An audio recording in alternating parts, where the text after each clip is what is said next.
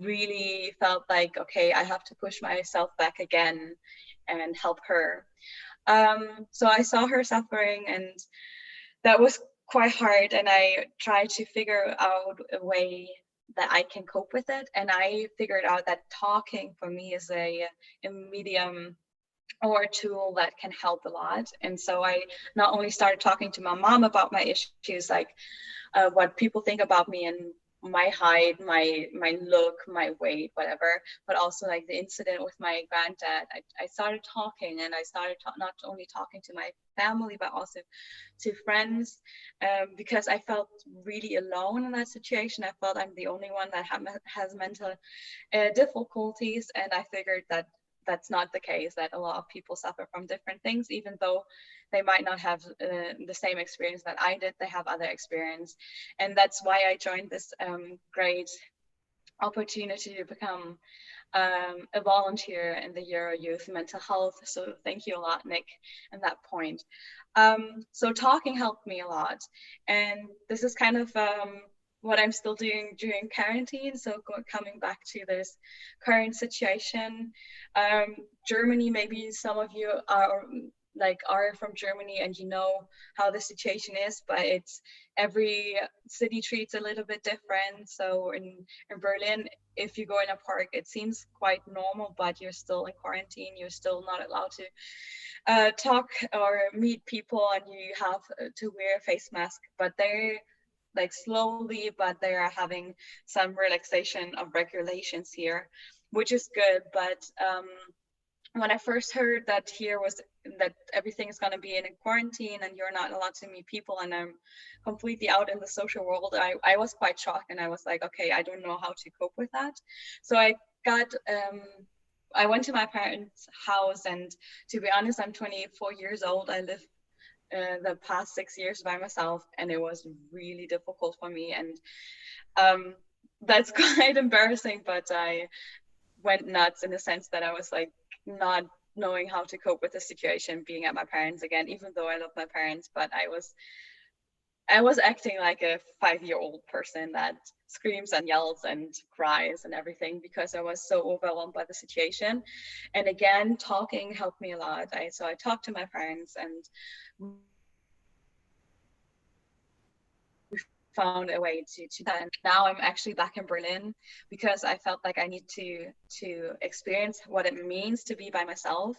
And so while I'm here, I learned and I'm still learning to actually focus what I want to do throughout the day, what I can do, and take care of myself more than I take care of others. And I've never really experienced that. And to be honest, it's a really good feeling. It's strange, but it's good because I know what is important for me. So when I feel good, I have the feeling that I can help people even better. So for me, I'm quite in a lucky situation that I'm a student and I don't have any job issues. So I'm not suffering from any monetary problems right now. But of course, I'm by myself and I'm still not in contact with people. And I was wondering on how I can like deal with that situation. And I actually figured, and maybe even some of you guys do it as well. I figured that it is important to still keep in contact with other people.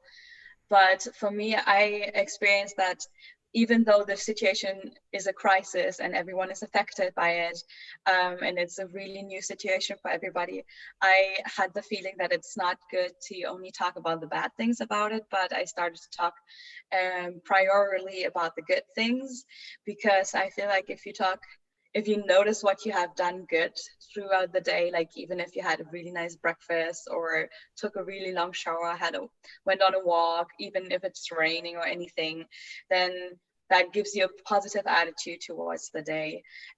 But as well, I was trying to like talk about my problems, talk about my issues, talk about my struggles, and getting help from other people. So I try to have the balance of good things and bad things, and I try to set one day of the week where I'm just doing whatever I want.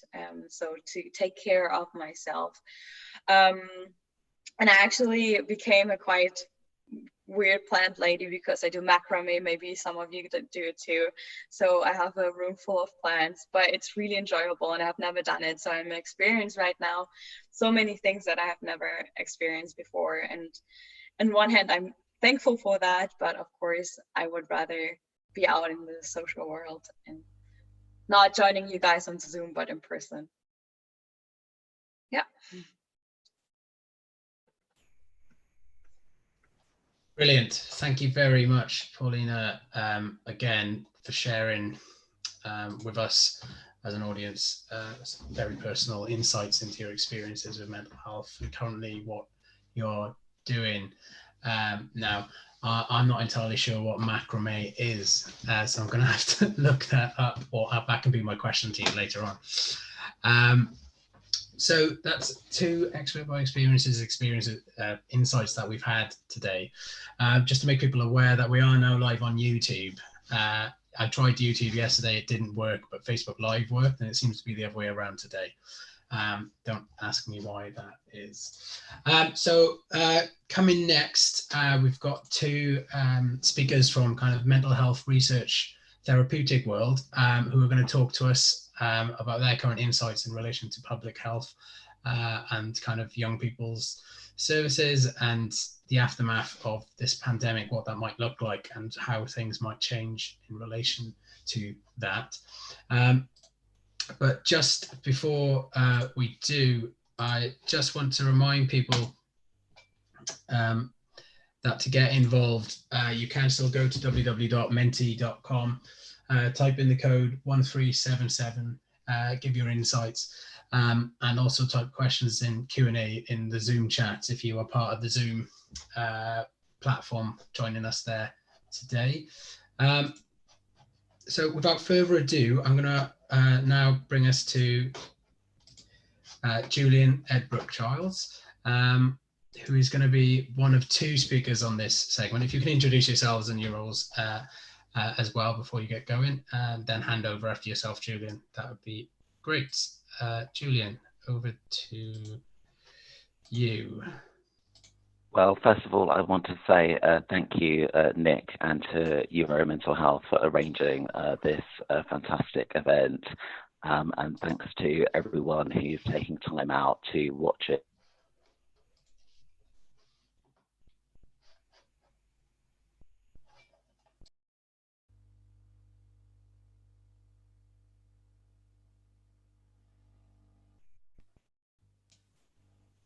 Julian, I think we might be having some technical difficulties. Oh. Let me know if my my signal goes at any point. Please do let me know. So I'm a researcher, and I look at how to empower young people to actively manage their mental health and mental health care with a focus on social inequalities. So I'm based at Anna.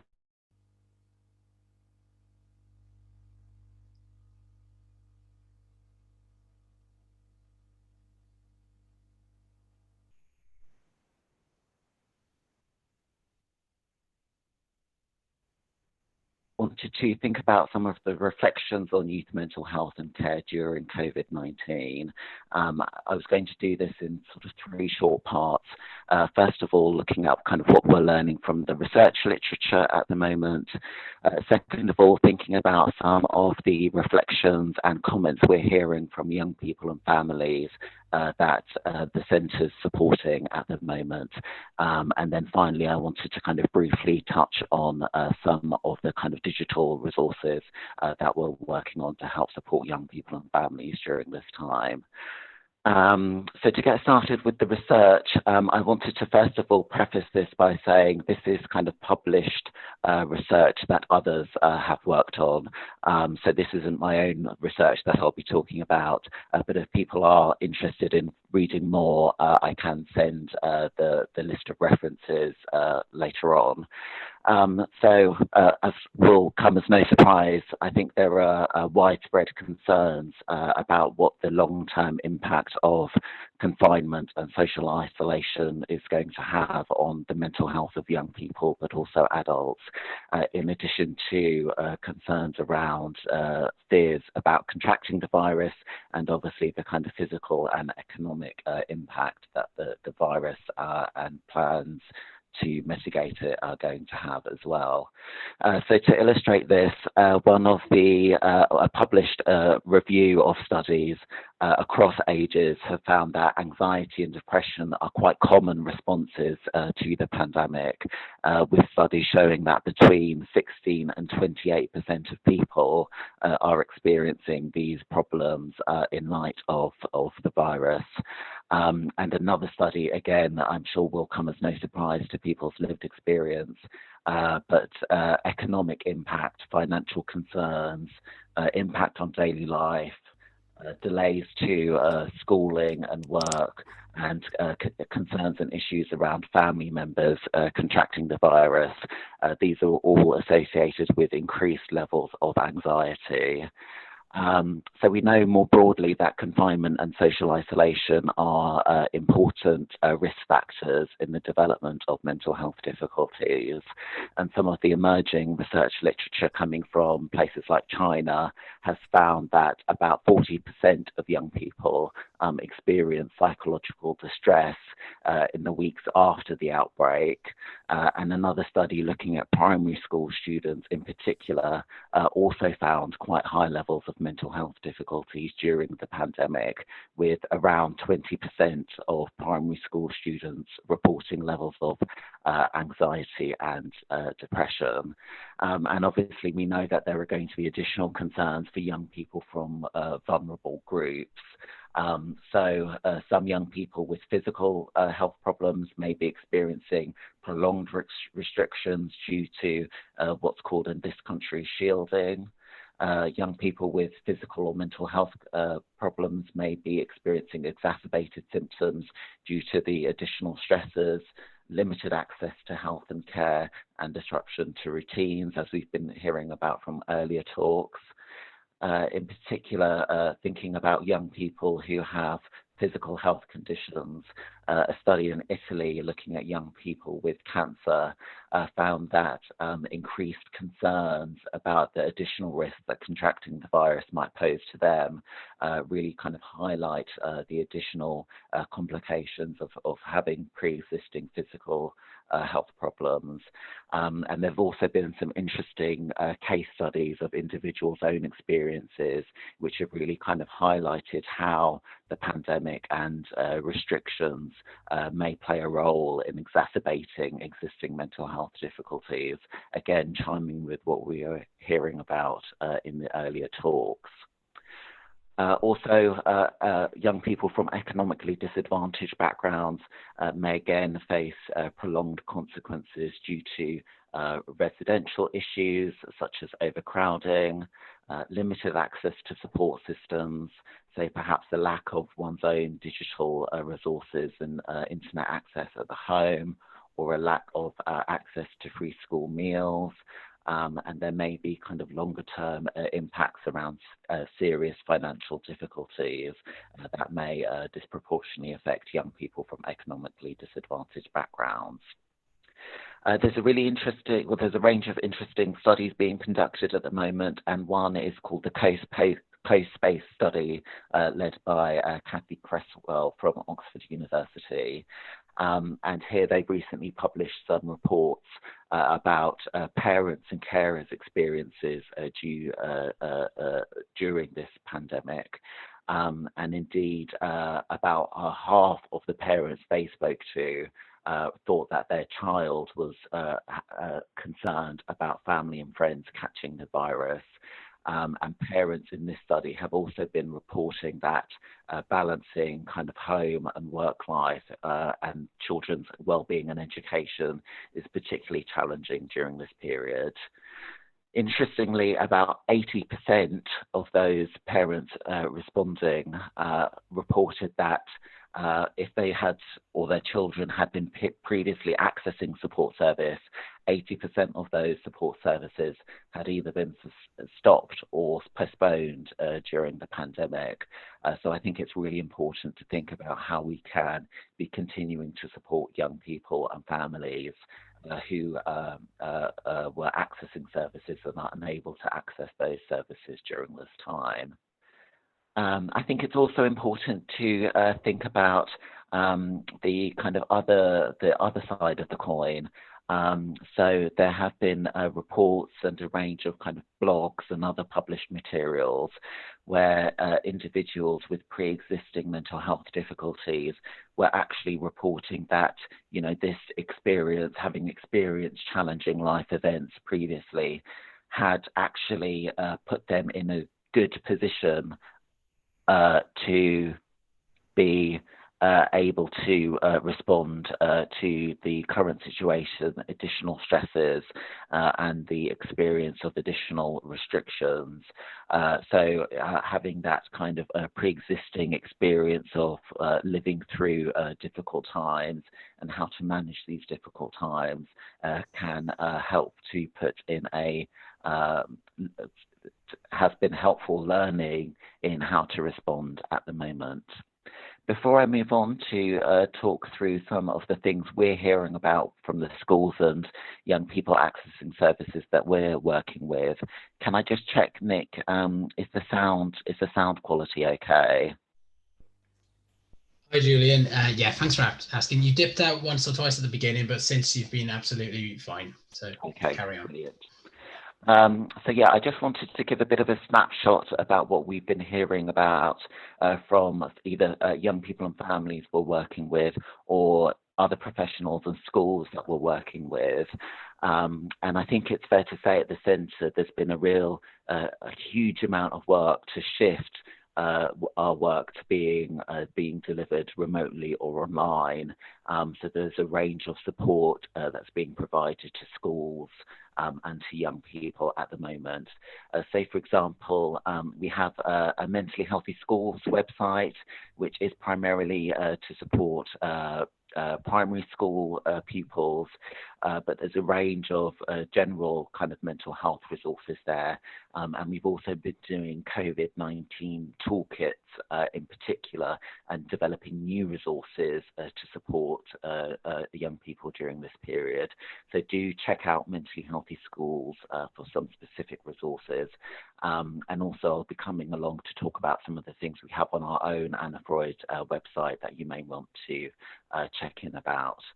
I guess on the theme of schools, I think similarly, obviously it's important to support pupils' mental health and well-being during this time, but also we need to recognise that staff, teachers, mental health professionals also need support in adjusting to additional life stresses and coping with the current situation.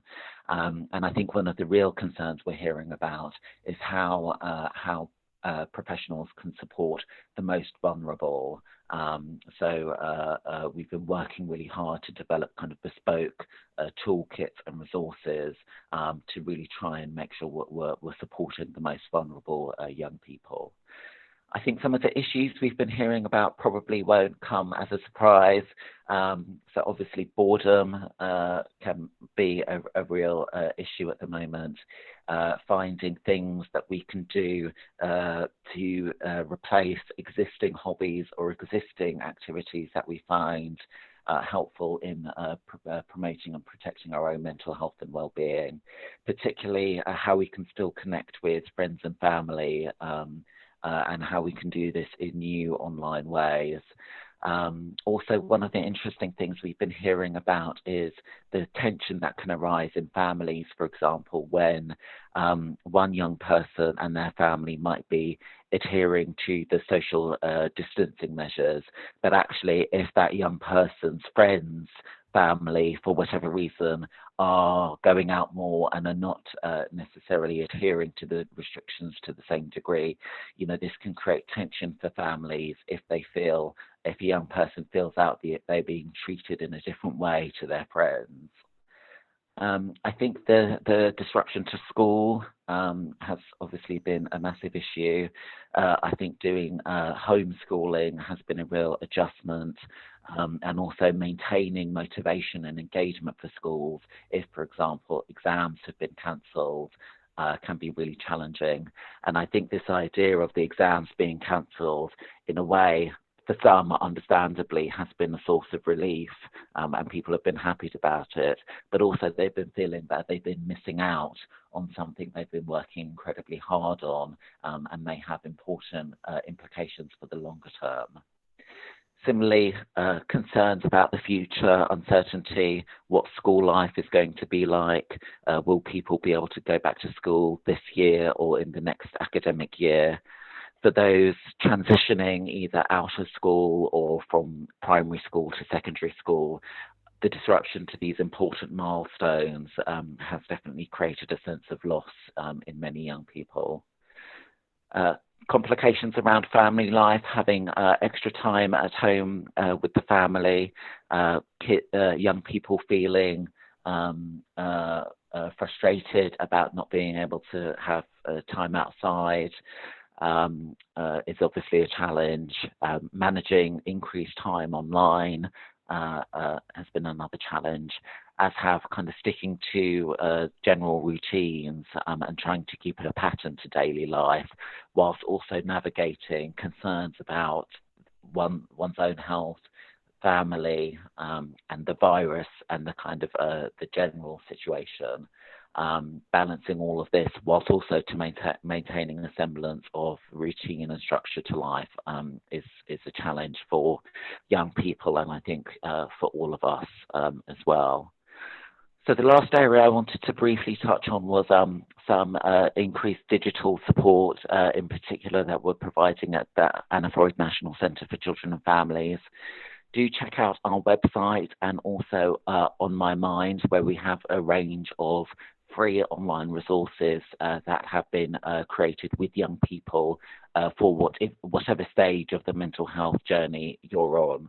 So, for example, we have a range of self-care strategies. I think we've got about 80 different self-care strategies. So you can peruse these and try and think about other strategies that might be helpful to you during this time. We have a range of specific advice about COVID-19, and we have advice for young people, parents and carers, and schools and colleges. So this covers things from, managing vast amounts of media coverage and access to information about the virus, but also managing these kind of conversations at the home and in the family. And there's a range of work at the moment thinking about other digital support that can be provided at the moment. So please do check out the website and watch this space for new support that will be provided in the coming weeks. At this stage, I wanted to hand over to Celia, if that's all right, please, to hear about the perspectives from where you're at. Hello, I don't know if you can listen to me. Yes, we can hear you. Thank you. Okay. I see. Yes, we can hear you. Are you able to put your video? Are you able to put your video on as well? No, my computer is blocked. So it's a sort of quarantine, but I can listen to you and you can listen to me, so we are good. Okay, great. So thank you so much for this invitation. I'm Portuguese. I'm calling from Portugal, and I'm a researcher and I'm a family therapist. So I combine my professional life is combining this work in the academia and doing research, and also doing clinical work with young people and their families. And thank you so much for sharing your experiences of how it has been for you to be at home, and how this quarantine life has changed your life, and how you feel about yourself and what you discover about yourself. Because this is one of the things that, for me as a therapist, has been quite distressful. That is, how are people doing, my clients and those people that need professional support, but they are at home and probably cannot have it. So perhaps I can give a testimony of me professionally, personally, as a therapist, how I am doing uh, uh, in this context. So in Portugal, we feel, or at least I feel, that everything is sort of frozen. So it stopped, everything stopped, and we are waiting for it to start moving again. So we don't move so much, and we are expecting uh, that the virus goes away and we can continue our lives. So um, in terms of mental health care, people, usually the NHS system, sees persons at the primary care setting and then at the hospitals for a more specialized care. So everything, face-to-face interviews or meetings stopped. The primary care centers closed the doors, and the therapy started to be by telephone. And most of them were postponed, and so only the most sensitive and urgent situations are handled by telephone. Um, so also therapists are at home, and they are at home giving this, talking with the patients. But no new cases, of course. So for these new situations, a national phone service has been created where people can phone to have counseling and some support. But my feeling as a therapist is that this is not enough. I wonder. So I have been in contact with some of my patients, but for instance, for family therapy, it has been impossible to do sessions because we don't have technical devices for that. I was wondering, could we make a Zoom? Uh, but then each one, the father, the mother, the young person, each one of them would be in their own telephone. It's strange, so it doesn't work.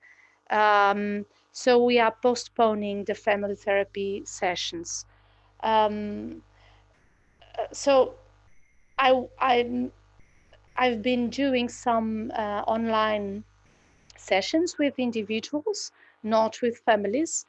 Um, but I wonder about the persons that are in need for care. Um, I suppose that it is very difficult for people to find a therapist, a new therapist, and engage a therapy with someone that they don't know by telephone. It's strange. Uh, at the same time, also uh, by Zoom, it's also, at least here in Portugal, we are not used to that. So it's a sort of a replacement of the face-to-face format, but it's, for me at least, it's not satisfying. So we are sort of waiting. Uh, um,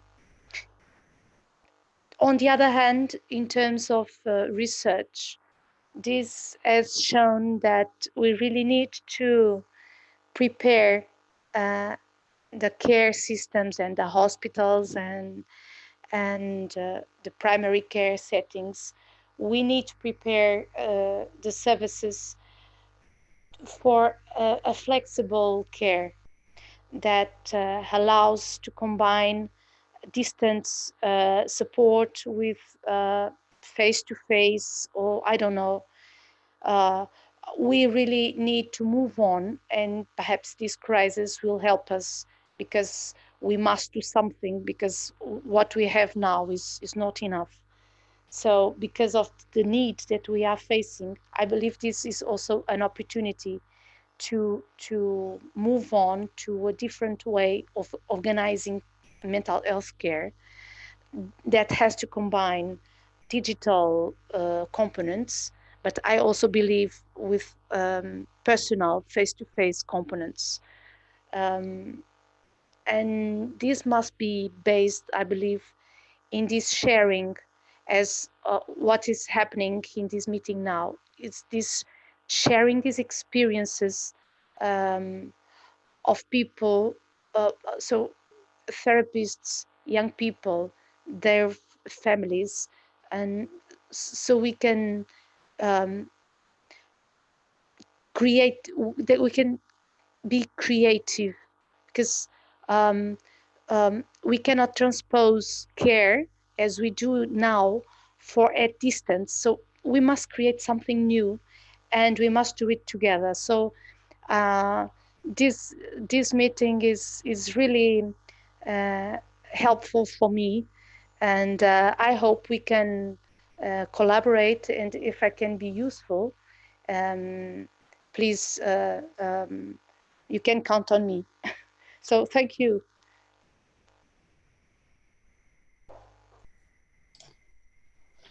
Brilliant. Thank you very much, Celia.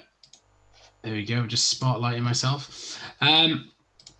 So thank you very much, Celia. It was great to hear from you then, sharing your experiences. We've got a couple of questions coming in, which we will leave to the Q&A part towards the end. So please keep them coming. Now, just to check that there we go. Yeah, so that's great. We've had some great insight from professionals and young people now. And we are continuing our kind of theme of hearing from young people's perspectives. So Euro Youth mental health.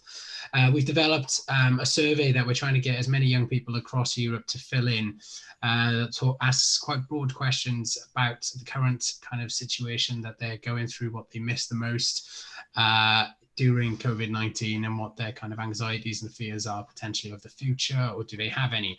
So I'm now going to share with you some of the findings so far from those surveys, which I will talk to you about how you can kind of share that out either amongst other young people that you work with, or if you're a young person yourself, how you can fill that in, and obviously hopefully share with your friends. You don't have to have a diagnosis or what you might call a direct experience of mental health problems. This is for any young person across Europe to fill in. But first, what I'm going to do is I'm going to share my screen first of all, and I'm just going to go back to see who else is in the room and see if anyone else has joined us, as well as a gentle reminder for our ongoing Mentimeter work. So currently, brilliant. So currently you can see that I've got quite a few questions coming in about what people think the roles of public health should be going forward. And then currently in the room, similar as before, we've had a couple more people join us. I'm not going to run through that specifically, but just wanted to share that with you, just again, see who's in the room. Yeah, as mentioned, so I've got a bit of a slideshow, but it's only just so that you can read if you don't want to listen to me rabbit and talk quite a lot. So again, mentioned, please go to menti.com at any point. I'll go to 137777 to give your insights and thoughts on the future of COVID-19, young people and mental health, or ask some questions in the Zoom chat, which I will be going through after this. Yes, so as mentioned, We did a survey called COVID-19 and Your Mental Health, and we're just going to look at some of the highlights and some short kind of observations. One of the first observations that I think I find interesting when working across Europe and young people is the understanding of the word mental health, what that is, what that looks like. One of the questions we asked in this survey is, what are your personal experiences with your emotions and mental health? And we put in brackets after this, everyone has mental health, whether it's happy or negative, to give some, hopefully help them understand the sort of thing that we are asking. However, that being said, I guess one of the things for me and Youth mental health going forward that we always kind of think about is about promotion and education of mental health and what that is. You'll see the first answer here. I don't have any experience of mental health. So I guess I just kind of envisaged a kind of rock person, just not having any emotions. But then you do have, obviously, there are some people who filled it in. I have anxiety and suffer from regular panic attacks. In the past, I've had experience with image and identity issues and bouts of depression. It's from Croatia. And then one from the government. Our government did not give us enough information, probably because they did not know themselves. So it was really stressful. That also came from France. And then just one I thought was quite funny, who had just simply wrote the word not from Czech Republic there. I guess this is an interesting kind of mixture of responses, and something that we've always been very aware of is the huge differences and variety of cultures, language, association with words across Europe. And so whereas what we conceive as the word mental health meaning in one country can mean something completely different in others. But this obviously just shows that I personally think that we're at a point where it couldn't be more important now than ever to really be addressing this on a European level of what mental health is, and highlighting to young people especially, that they recognize that we all have mental health to start, just quite simply. There's going to be a lot of changes, a lot of anxieties as we move through COVID-19 and out the other side, hopefully. And without that educational knowledge, then I think there is potential risk of people not knowing how to manage their emotions or understand what they're going through, and potentially put themselves at a bit of risk.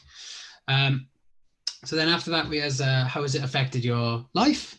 And so obviously this is one of the biggest things, I think there's lots of young people, and we've had brilliant speakers today who kind of recognize and understand mental health, either as someone with a diagnosis or without, but also that how things impact our mental health on a daily basis, such as school, travel, socializing. I'm not going to, you can see these are just, again, some of the highlights, which I'll read for those who maybe aren't able to see these. I haven't seen a friend since 1 month and a half. Vision calls are great at the beginning, but no, it's not the case anymore, because it's not like a real human contact. As a young person from France, pretty bad. Having to spend more time with them at home is a pain. So RIP socializing and travel. Luckily, it caused that my hard work throughout the years of school paid off, since the school leaving exam or maturita are going to be based off them. So that's a young person in Slovakia. And then lastly, my boyfriend lives in Austria, so I haven't seen him for almost 2 months now. It's really hard without him. And my school has changed onto online teaching, which has not really been helping, and my parents' jobs are questionable. I hate being unsure about everything. And so that's a young person in Hungary. Again, quite regular things for young people to be concerned about, but obviously COVID-19 has thrown a huge spanner in the works into what that looks like and what that means. One of the things, at least in the UK and from other young people I've spoken to out in Croatia and Spain, is around this idea of, whereas we're heavily based on exams and remembering information and facts and the way things works, and then take an exam at the end of the year, and that's what your result is based on.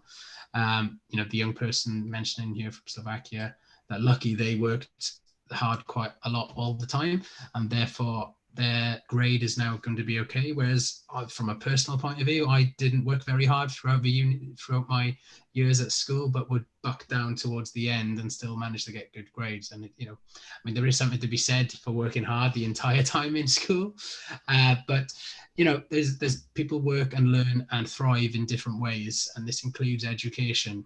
Some people are just better towards the deadline of a piece of work, if you will, than at the start. And then obviously, there's things about contact and having to be around your parents and other family members a lot more than you would normally. Can put great strain on that relationship and how we manage that. So then what else? So we had how has coronavirus affected your emotions and your well-being? So this is moving on to that, how they manage. And we've got, as I've been struggling with anxiety for approximately 2 years now, I got somewhat used to a feeling of insecurity and not knowing what tomorrow brings as a young person in Croatia. One of the patterns I've definitely picked up on is how a lot of people who have struggled with mental health difficulties, problems, or psychosocial illnesses over the years are actually coping with this slightly better sometimes than those who have not, mainly because of that statement where it feels very similar to that the anxieties and the fears that those people with those sorts of difficulties may have already been having throughout everyday life. This is just another thing in that kind of pile. Whereas other people who maybe have never associated with that, this is now a big panic because the future is uncertain and unknown. So another quote, "It didn't have a big effect on my mental health, except that I feel a bit lonely. I don't always have the motivation to wake up early for study."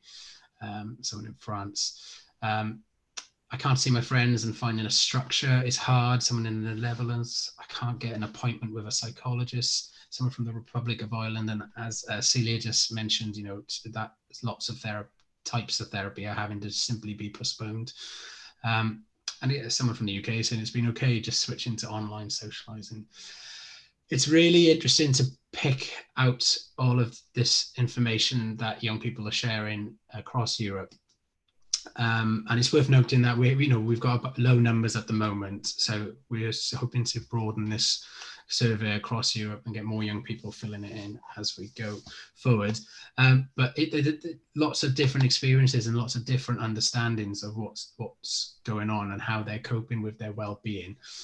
And it's important, I think, for us as a continent then to look at these and start to map out what if there are any patterns in terms of what different parts of Europe are struggling with different things, dependent on things like their education structure, housing setup.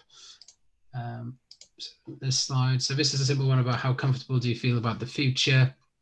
So you'll see the low numbers I mentioned there. Whereas 1 is I'm feeling very anxious and 5 comfortable and hopeful. We've got a nice middle ground there, 50% filling in. Sounds like a unknown. You can take that as a positive in that they're actually not too worried about things, or the other way around, in that the future is so unknown that actually it's hard to know what to think or feel because it's so unknown. Okay, and then so with regards to that last question, we asked some people why, and again, academic future comes up, but then also the idea that someone had something planned to go to an English school, but because of what's happened, they don't know if they're going to be able to.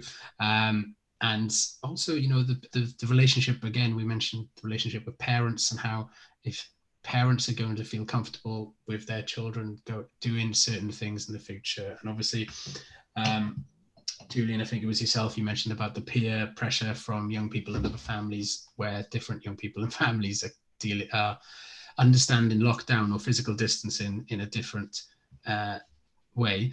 And again, so I feel like the last one sums up a lot of young people I've spoken to, actually, is that I have problems with school, with my emotions and thoughts, really highlighting quite the baser things that I found young people are really having to deal with at the moment. They're not sure what to feel or think, and just kind of plodding along on a day-to-day basis. So I'm just going to stop sharing my screen for a moment. So that's just some of the insight of the survey that we've sent out sent out and shared on our social media feeds, and are trying to get more young people to fill in. By young people as well, as stress that we're trying to get under 30 in this, guys. And that would be, brilliant if you could share it, talk about it more. But it's important to collect, I guess, the insights from young people. And we personally at Euro Youth Mental Health, do feel there needs to be an international response, as well as national and local, of collaboration in order to support people, organisations, and young people themselves, to ensure that their mental health is looked after with this unknown at the moment. So that's enough from me in relation to that. What we're going to do, we're now going to move on to a question and answer part of the session, where your questions can be aimed at any of us at the moment. And so I'm going to kind of make Katerina, Paulina, Julian and Celia aware of their microphones, because I will, if I've got a question directly for you, I will be asking you. So quite an easy one to kick off. Julian, in your talk, you mentioned, it's a very simple one. You mentioned an Oxford study. Is there any way you can direct us or tell us more about where we might be able to find that? One question from the audience. Yeah, absolutely. I'm happy to try and link a chat. If you Google CoSpace and Cresswell, CRESSWELL, then it should come up. And actually, there are ways you can participate in the studies online. So it's run out of Oxford University, and they've got a range of opportunities for even different countries in Europe to be taking part. So yeah, I'll plop the link in the chat. Fantastic, thank you, Julian. So a nice easy one to start there. Just looking at the questions we've currently got. So a question from Deborah Miranda, who is also one of the co-organisers of European Public Health Week. Welcome, Deborah. So this is to all of you, Katerina, Paulina, Celia and Julian, and I will direct it at one person to start with. So Deborah mentions, as a patient or client of a therapist, I sometimes feel bad for sharing my own anxieties around this pandemic with them, because I know that they are going through exactly the same thing. Are any of you feeling the same way when you are seeing a therapist or as a therapist? Celia, do you mind me coming to you first with that one? Yes. Well, what I would say is that I feel anxious not to know how my clients feel. So for sure, for me as a therapist, it's important to know if someone is experiencing, as Deborah says, not feeling good or whatever. So for me, it's important to know, because I keep on wondering how people are handling this, how they are adjusting, if they need to talk to me about it, how this is affecting issues that we have been talking. So for sure, talking is important. Brilliant, thank you, Celia. Katerina, do you have any thoughts on that question? I'm not really a therapist, so I can't really do things. So. But as a young person, if you were seeing a therapist, how would you feel sharing kind of your anxieties about COVID-19? Oh, yeah, I'm completely open to it, to share it. I don't mind talking about it at all. But yeah, and I think it's very important so people realize that there is a real problem, so we can resolve it together. Julian, any takes on that question? So we are publishing a research bite in the next couple of weeks, which is just a kind of quick look at some of the literature. We've been looking at a related question, but it's more about kind of parents and adults talking to children about the virus and concerns. which I think kind of brings some similar parallels. I think kind of having kind of honest information, whether in a kind of therapeutic context or when speaking to children, is really important. So I guess kind of validating people's anxieties at this time. I think it's understandable that people are going to be feeling a range of different things. So I think having a kind of space to sort of listen to and kind of validate how people are feeling is also important. And I guess one of the other things we're thinking a lot about is kind of managing overexposure to content about the virus. And there's lots of guidance about, for example, limiting your news consumption so that you're not just kind of constantly receiving information about it, which may make you feel kind of more anxious. Paulina, would you anything to add? You don't have to. Yeah, I just want to add that in a sense that I feel like as longer as the crisis go, the more people are afraid to talk about their mental issues, because everyone is in the same situation and everyone is like saying, yeah, we know how you feel because we feel the same, but I would still support people to talk about it because other people feel the same, and then we just stop talking about it. And so talk about it. Yeah. Brilliant. Thank you, Paulina. And yeah, just to add from myself as well, I think there's in my guise, I guess you could argue that in day-to-day therapy, if you are a client, if I've been seeing a therapist, I don't know if they're going through some of the same things that I'm talking to them about, and you'd hope that a good kind of support network for the therapists and people who are providing support and service from their manager or from their organization or whoever that sort of institution might be is in place to enable them to get the support they need so that they can then do their job, which is to give you support as well. Thank you very much, Deborah. So I guess we have a question from Dina Di Giacomo. I hope I pronounced that right.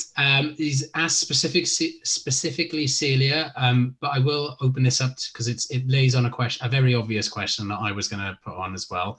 But Celia, if you could kick us off, and you have touched on this already, do you think we have to arrange a new setting for therapy by video call? And just to add to that, I'd written down something for everyone to talk about. Is this the kickstart? Do you think that we were moving towards this anyway, and this has just sped up the process?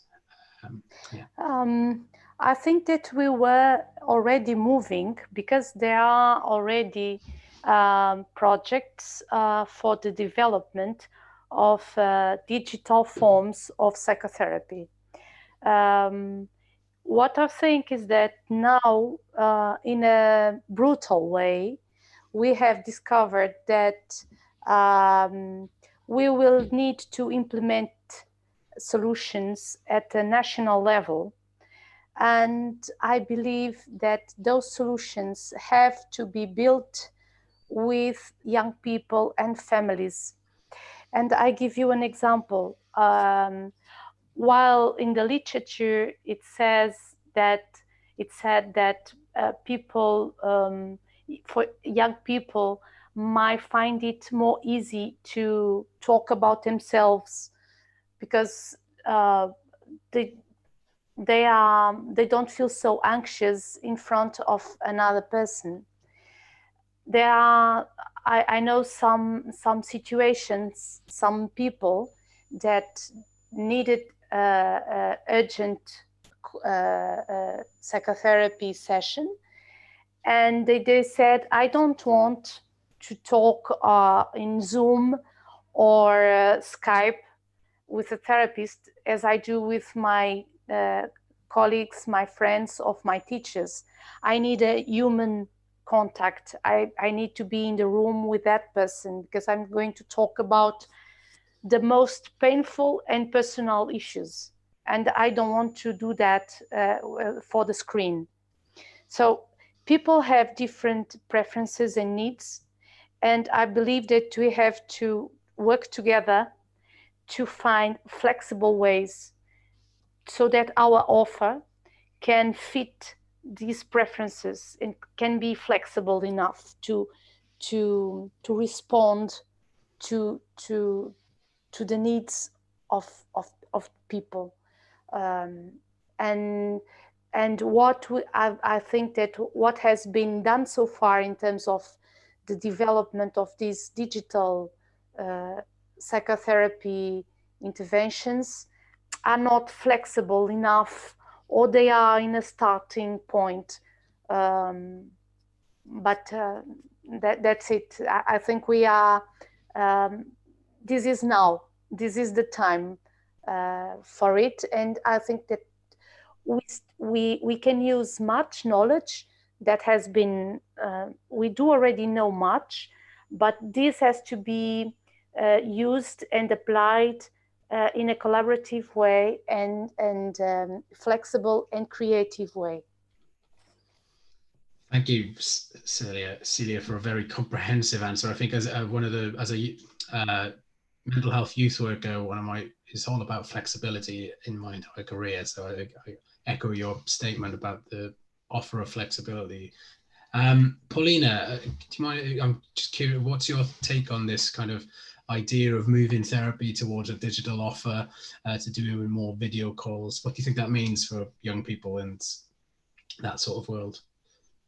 Well, that's a good thing because I'm writing my master thesis on it in a different topic, but also digital therapy. And I'm actually, in that sense, I'm quite interested in what therapists think about it, because I think a face-to-face intervention is something different than an online intervention, but I think it has the opportunity to give extra help if face-to-face interventions are not available, especially in these times. It can definitely help to talk to a therapist about the problems, even if it's over the phone or via Zoom or something, another tool. So it can be an additional thing, I am sure about. Yeah. Katerina, any thoughts? Can you repeat the question, please? Yes, it's purely about what's your thoughts on the kind of move towards involving more digital tools and resources in therapy for young people going forward? I personally think that there is that online connection cannot really replace the connection, a real connection between people. There are many digital tools, but I think that it's not very efficient. I haven't seen around positive results with people having therapy online. But maybe there are some, I don't know, but well, it's difficult to say. It's really difficult. Thank you, Katerina. Julian, any a short follow-up maybe from yourself, because I know you could probably talk about this for a long time. I think one of the things we've been hearing from clinical colleagues is that it's really important to have been able to build up a relationship with young people and families in a face-to-face way before then moving on to kind of online and other forms of communication.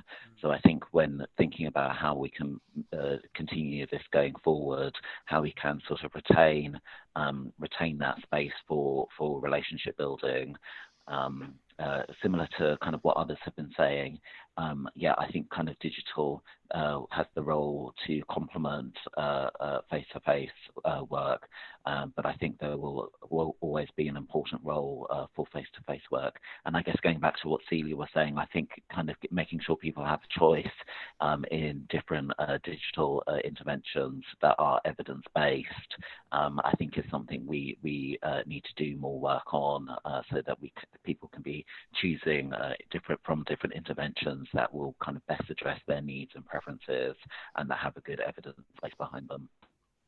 Brilliant. Thank you very much, Julian. Thank you very much, everyone, for answering some of those interesting questions. We've just had another question put in, and I'm going to ask for very short answers, if that's possible. Well, it might not be possible. What can we learn from the crisis in order to improve mental health research? Julian, want to tackle this one in a short sentence, if at all possible? I guess one thing we're having to brutally learn, as Celia would say, is the importance of flexible ways of enabling people to take part. So moving beyond traditional kind of face-to-face interviews or paper and pencil questionnaires, having kind of flexible opportunities. But also I think that that is really important because it means we can hear from a greater range of people than we would otherwise if we were just having to speak to them physically. I think actually we can, through more flexible means, we can speak to a greater range of people than we would otherwise. Celia? Complementing what Julian says, I think that perhaps we also have to think about emergent topics. So perhaps we have to also do research on aspects related from the consequences of how a life is changing and how we handle all this uncertainty. But well, we don't know how it's going to change or how it is changing because it's so quick that we cannot understand how it is changing, but it is changing. So I believe that also relationship between persons and how we see ourselves and new difficulties and also new findings of strengths. I mean, I think this is a period of discovery and how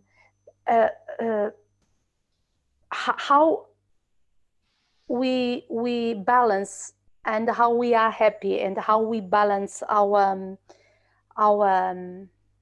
feelings is probably going to be different. So probably we will have to open up research to these emergent issues. I cannot be more specific, but I feel that a new reality is being built now, and research should be receptive to that new reality in order to capture the good parts and to handle the challenging parts. Brilliant. Sorry if I cannot be more specific. No. I was looking for vague and short.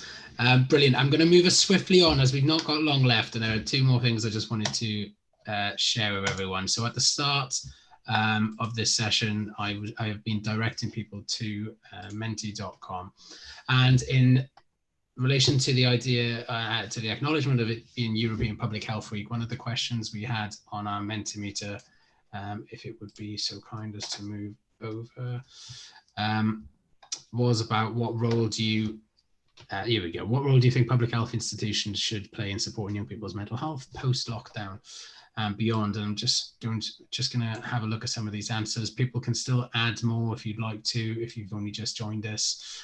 We have had some late people joining us. So some of the things we've got is giving information about how to protect him or herself, empowering e-learning, favouring social living in large spaces, and privileging social exchange in small groups,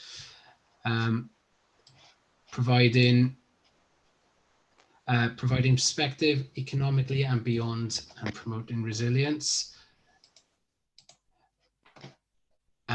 What else have we got? A huge role as mental health can have a massive impact on physical health. Public health institutions should work together with schools and universities to build social and emotional skills in children and young people.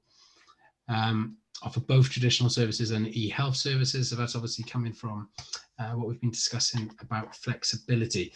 I'm not going to go through all of these because unfortunately we don't have time, but I will be turning these into an infographic that we will share. So feel free to add something else after this if you think about it.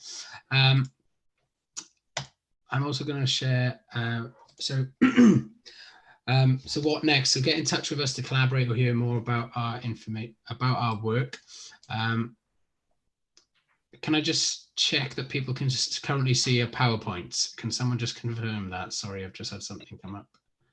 No, it's still on Mentimeter. Thank you, Julian. So I tell you what, while I'm doing logistics, I'd just like to ask for a final thought from all of our speakers, if that's possible, on kind of, I suppose, maybe addressing what do you think the priorities are now for young people's mental health going forward. So a final thought on that. If I can ask Paulina, if you'd like to go first, if that's okay. Yeah, it's kind of what I was answering for the other questions. So I would say that supporting internal resources that everyone has in themselves is what makes this crisis maybe overcome in an easier way. So figuring out what is my resources that I have that is good and that it can help me through that situation is probably what should be more supported during those days. Brilliant. Thank you, Paulina. Celia? I would, complementing what Paulina said, it is my major concern is that when people feel that they don't understand well what's going on with them, or they are suffering, I think it's very important that they have someone to talk to.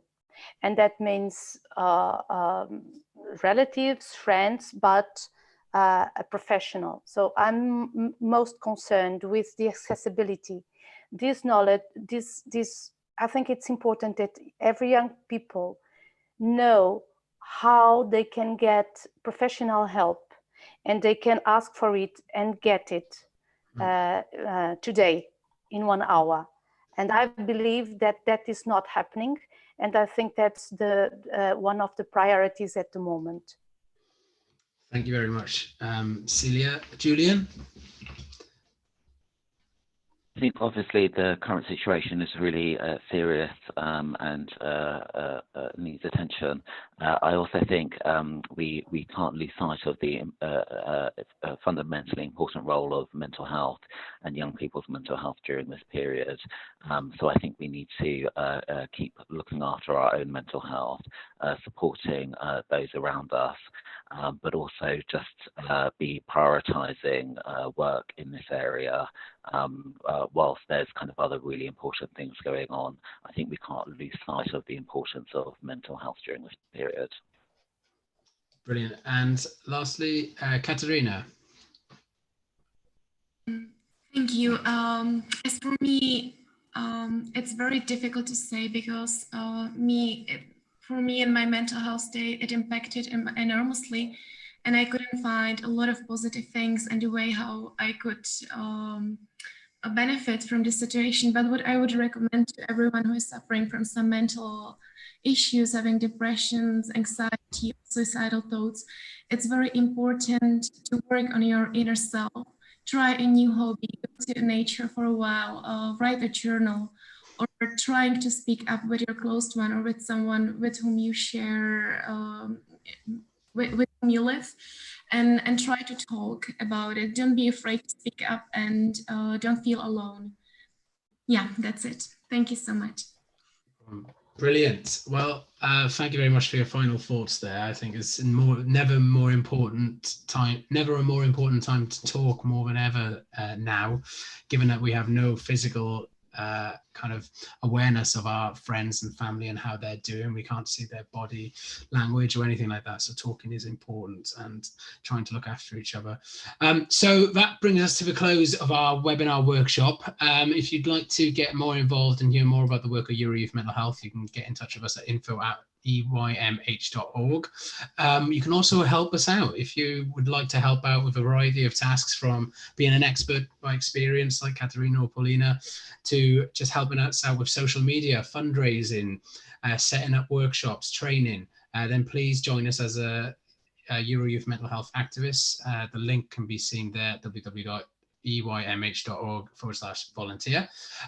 We have youth-specific support, advice and input on www.eymh.org/COVID19, where you will find many different languages, resources for young people in self-isolation, young people physical distancing, which you can download, print as posters, email, send out to any young people that you know or work with, or for yourself.